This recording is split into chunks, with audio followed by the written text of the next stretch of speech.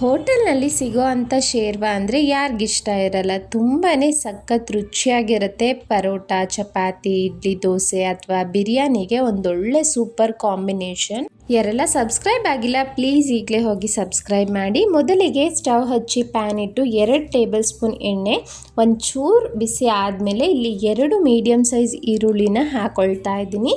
ನೋಡಿ, ಈರುಳ್ಳಿನ ಚೆನ್ನಾಗಿ ಫ್ರೈ ಮಾಡ್ಕೋಬೇಕು. ಇಲ್ಲಿ 1 ರಿಂದ 2 ನಿಮಿಷ ಫ್ರೈ ಮಾಡ್ಕೊಂಡ್ಮೇಲೆ ಒಂದು 4 ಬ್ಯಾಡಗೆ ಮೆಣಸಿನ್ಕಾಯಿ ಒಳ್ಳೆ ಬಣ್ಣ ಬರೋದಕ್ಕೋಸ್ಕರ ಹಾಕ್ತಾ ಇದ್ದೀನಿ.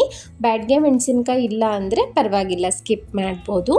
ನಂತರ ಇಲ್ಲಿ 2 ಸಣ್ಣ ಟೊಮೆಟೊ ತೊಗೊಂಡಿದ್ದೀನಿ. ನೀವು ಮೀಡಿಯಮ್ ಸೈಜ್ದಾದರೆ 1.5 ಟೊಮೆಟೊ ಹಾಕ್ಕೊಂಡ್ರೂ ಸಾಕಾಗುತ್ತೆ. ನೋಡಿ, ಟೊಮೆಟೊ ಎಲ್ಲ ಕಂಪ್ಲೀಟಾಗಿ ಸಾಫ್ಟ್ ಆಗಬೇಕು. ಹಾಗೆ ಈರುಳ್ಳಿನ ಗೋಲ್ಡನ್ ಬ್ರೌನ್ ಬರೋ ತನಕ, ಫ್ರೈಡ್ ಆನಿಯನ್ಸ್ ಎಲ್ಲ ಬರುತ್ತಲ್ಲ ಆ ರೀತಿ ಆಗೋ ತನಕ ಫ್ರೈ ಮಾಡ್ಕೋಬೇಕು. ಆಗ ಮಾತ್ರ ನಮಗೆ ಸೇಮ್ ಹೋಟೆಲ್ ಸ್ಟೈಲ್ ರುಚಿ ಬರೋಕ್ಕೆ ಸಾಧ್ಯ. ಈಗ ರೆಡಿ ಇದೆ ಅಲ್ಲ, ಇದನ್ನು ಸ್ಟವ್ ಆಫ್ ಮಾಡಿ ಮಿಕ್ಸಿ ಜಾರ್ಗೆ ಟ್ರಾನ್ಸ್ಫರ್ ಮಾಡ್ಕೊಂಡಿದ್ದೀನಿ.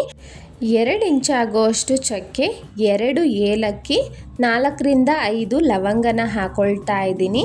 ಅನಂತರ ಇದಕ್ಕೆ 1 ಟೇಬಲ್ ಸ್ಪೂನ್ ಆಗೋಷ್ಟು ಸೋಂಪು ಕಾಳನ್ನು ಹಾಕ್ತಾ ಇದ್ದೀನಿ. ಇದನ್ನು ಮಿಸ್ ಮಾಡೋಕ್ಕೆ ಹೋಗಬೇಡಿ, ಒಳ್ಳೆ ಟೇಸ್ಟ್ ಕೊಡುತ್ತೆ.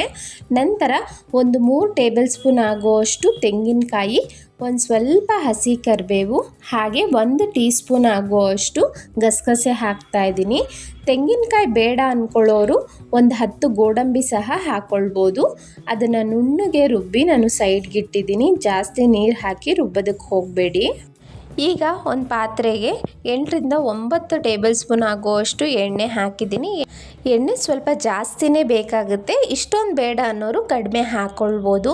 ಇಲ್ಲಿ 1 ಸಣ್ಣ ಈರುಳ್ಳಿನ ಸಣ್ಣದಾಗಿ ಕಟ್ ಮಾಡಿ ಸೇರಿಸ್ಕೊಂಡಿದ್ದೀನಿ. ಒಂದು 1/2 ಟೀ ಸ್ಪೂನ್ ಆಗುವಷ್ಟು ಜೀರಿಗೆ ಹಾಕ್ಕೊಂಡು ಈರುಳ್ಳಿನೂ ಚೆನ್ನಾಗಿ ಫ್ರೈ ಮಾಡ್ಕೊಳ್ಬೇಕು, ಒಳ್ಳೆ ಗೋಲ್ಡನ್ ಬ್ರೌನ್ ಬರೋ ತನಕ. ಈಗ ನಾನು 1-2 ಹಸಿಮೆಣಸಿನ್ಕಾಯಿ, 7-8 ಬೆಳ್ಳುಳ್ಳಿ, 1-2 ಇಂಚು ಶುಂಠಿನ ಮಿಕ್ಸರ್ಗೆ ಹಾಕ್ಕೊಂಡು ರೆಡಿ ಮಾಡ್ಕೊಂಡಿದ್ದೆ. ಈ ರೀತಿ ಫ್ರೆಶ್ ಆಗಿ ಹಾಕೋದ್ರಿಂದ ತುಂಬ ಒಳ್ಳೆ ಟೇಸ್ಟ್ ಕೊಡುತ್ತೆ. ಹಸಿ ಸ್ಮೆಲ್ಲೆಲ್ಲ ಹೋಗೋ ತನಕ ಫ್ರೈ ಮಾಡಿ. ಈ ಕಡೆ ಈರುಳ್ಳಿನೂ ಗೋಲ್ಡನ್ ಬ್ರೌನ್ ಆಗಿದೆ ನೋಡಿ. ಈಗ ನಾವು ರುಬ್ಬಿ ಇಟ್ಕೊಂಡಿರೋ ಅಂಥ ಮಸಾಲೆನ ಹಾಕ್ಕೊಳ್ತಾ ಇದ್ದೀನಿ. ನಂತರ ರುಚಿಗೆ ತಕ್ಕಷ್ಟು ಉಪ್ಪನ್ನು ಹಾಕ್ಕೊಳ್ಳೋಣ. ಎಲ್ಲವನ್ನು ಮಿಕ್ಸ್ ಮಾಡ್ತಾ ಮಸಾಲೆನ ಚೆನ್ನಾಗಿ ಆಯಿಲಲ್ಲಿ 1-2 ನಿಮಿಷಗಳ ಕಾಲ ಫ್ರೈ ಮಾಡ್ಕೊಳ್ಳೋಣ. ಆ ಮಸಾಲೆ ಎಷ್ಟು ಚೆನ್ನಾಗಿ ರೆಡಿ ಮಾಡ್ಕೊಳ್ತೀವೋ ಶೇರ್ವಾ ಟೇಸ್ಟು ಅಷ್ಟೇ ರುಚಿಯಾಗಿ ತುಂಬ ಪರ್ಫೆಕ್ಟಾಗಿ ಬರುತ್ತೆ ಅಂತ ಹೇಳ್ಬೋದು.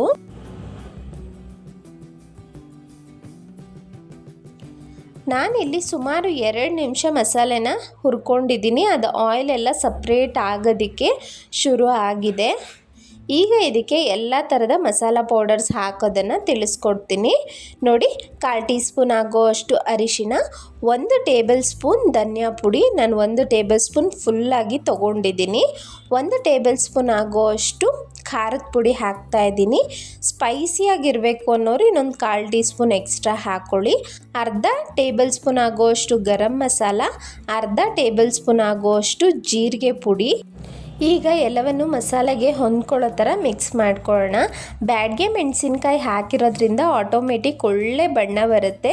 ಇನ್ ಕೇಸ್ ಬ್ಯಾಡಗೆ ಮೆಣಸಿನ್ಕಾಯಿ ಸ್ಕಿಪ್ ಮಾಡಿರೋರು ಕಾಶ್ಮೀರಿ ಚಿಲ್ಲಿ ಪೌಡರ್ ಒಂದು ಅರ್ಧ ಟೇಬಲ್ ಸ್ಪೂನ್ ಆಗೋಷ್ಟು ಹಾಕ್ಕೊಳ್ಬೋದು.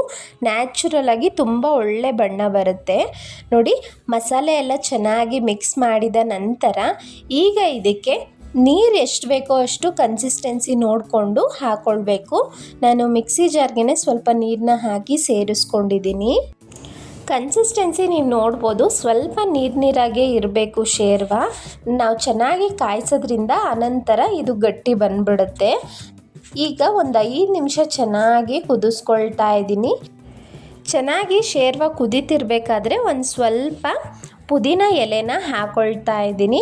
ಯಾರು ಸ್ಕಿಪ್ ಮಾಡೋದಕ್ಕೆ ಹೋಗಬೇಡಿ. ನಿಮಗೆ ಸೇಮ್ ರೆಸ್ಟೋರೆಂಟ್ ಸ್ಟೈಲ್ ಶೇರ್ವಾ ಬೇಕು ಅಂದರೆ ಪ್ರತಿಯೊಂದು ಇಂಗ್ರೀಡಿಯೆಂಟು ಫ್ಲೇವರ್ ಎನ್ಹಾನ್ಸ್ ಆಗುತ್ತೆ. ಹಾಗೆ ಅದೇ ರುಚಿ ಬರಬೇಕು ಅಂದರೆ ಸೇಮ್ ಸ್ಟೆಪ್ಸ್ ಫಾಲೋ ಮಾಡಿ. ಪುದೀನ ಸೊಪ್ಪು ಹಾಕಿದ್ಮೇಲೆ ನೋಡಿ, ಮತ್ತೆ ಒಂದು 2-3 ನಿಮಿಷ ಚೆನ್ನಾಗಿ ಕುದಿಸ್ಕೊಂಡಿದ್ದೀನಿ. ಪರ್ಫೆಕ್ಟ್ ಕನ್ಸಿಸ್ಟೆನ್ಸಿ ಬಂದಿದೆ, ನೀವು ನೋಡ್ತಿರ್ಬೋದು. ಇದು ಇನ್ನೂ ಸ್ವಲ್ಪ ಆರೋದ್ಮೇಲೆ ಇನ್ನೂ ಸ್ವಲ್ಪ ಗಟ್ಟಿ ಬರುತ್ತೆ ಶೇರ್ವಾ. ನೋಡಿ ಸ್ಟವ್ನ ಆಫ್ ಮಾಡಿದ್ದೀನಿ. ನೀವು ಜೀರಾ ರೈಸ್ ಅಥವಾ ಗೀ ರೈಸ್, ಇಡ್ಲಿ ದೋಸೆ, ಚಪಾತಿ ಪರೋಟ ಎಲ್ಲದಕ್ಕೂ ಒಳ್ಳೆ ಕಾಂಬಿನೇಷನ್ನು, ತುಂಬಾ ಚೆನ್ನಾಗಿ ಬಂದಿತ್ತು. ಇದೇ ರೀತಿ ಈಸಿ ಆ್ಯಂಡ್ ಸಿಂಪಲ್ ರೆಸಿಪೀಸ್ಗಾಗಿ ಸವಿ ಕಿಚನ್ ಕನ್ನಡನ ಸಬ್ಸ್ಕ್ರೈಬ್ ಮಾಡಿ. ಹಾಗೆ ಈ ವಿಡಿಯೋ ಇಷ್ಟ ಆಗಿದ್ದರೆ ಲೈಕ್ ಮಾಡಿ, ಹಾಗೆ ನಿಮ್ಮ ಫ್ಯಾಮಿಲಿ ಫ್ರೆಂಡ್ಸ್ಗೆ ಶೇರ್ ಮಾಡಿ. ಸ್ವಲ್ಪ ಆರಿದ ಮೇಲೆ ತೋರಿಸ್ತಿದ್ದೀನಿ ಎಷ್ಟು ಗಟ್ಟಿ ಬಂದಿದೆ ಅಂತ ನೋಡ್ಬೋದು ಅಲ್ಲ, ಒಳ್ಳೆ ಬಣ್ಣ ರುಚಿ ಬಂದಿತ್ತು. ಖಂಡಿತ ನಾಳೆ ಸಂಡೇ ಆಗಿರೋದ್ರಿಂದ ಒಂದ್ಸಲ ಟ್ರೈ ಮಾಡಿ ನೋಡಿ. ಹಾಗೆ ಥ್ಯಾಂಕ್ ಯು ಸೋ ಮಚ್.